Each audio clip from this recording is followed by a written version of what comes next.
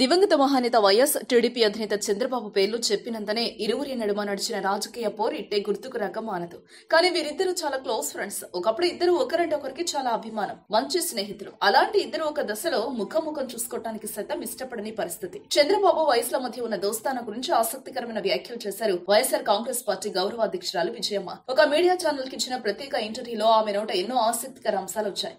అందులో వైఎస్ చంద్రబాబు మధ్య ఉన్న ఫ్రెండ్షిప్ ఒకటి. అంతేకాదు, తమ స్నేహంలో భాగంగా బాబుకు మంత్రి పదవిని ఇప్పించడంలో వైఎస్ ఎంత కీలక భూమిక పోషించారో చెప్పుకొచ్చారు. వైఎస్ బాబులకు సంబంధించి విజయమ్మ ఏం చెప్పారో చూస్తే, అప్పట్లో వైఎస్ చంద్రబాబు ఎక్కడికి వెళ్లినా ఇద్దరు కలిసి వెళ్లేవారు. కేఈ కృష్ణమూర్తి చంద్రబాబు కలిసి ఉండేవారు.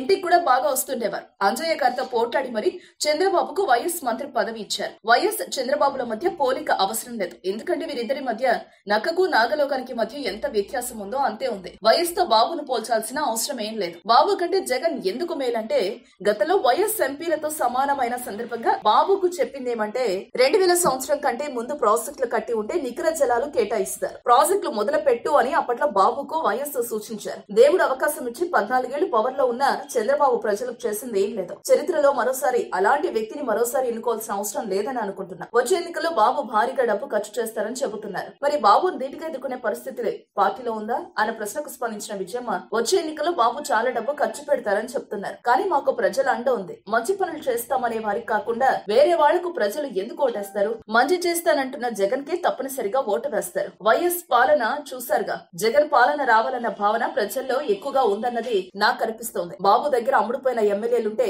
మా దగ్గర ప్రజలున్నారు.